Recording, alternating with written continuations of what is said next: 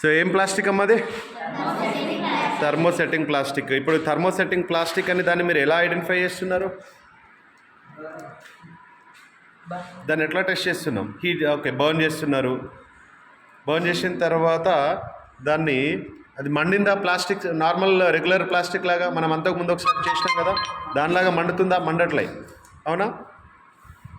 Flame ఇవ్వట్లేదు, only అది గట్టిగా అవుతుంది, బ్లాక్ అవుతుంది. You observe that.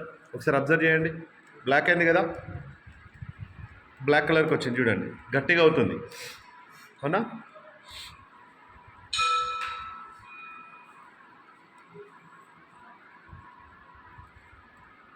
అదే మీకు మనము ఒక పాలిథిన్ బ్యాగ్ తీసుకొని లేదా ఒక పెన్ తీసుకొని, మీరు అయిపోయిన పెన్ని తీసుకొని మనం బర్న్ చేసినాం లాస్ట్ టైం, అప్పుడు అది ఎట్లా వచ్చింది?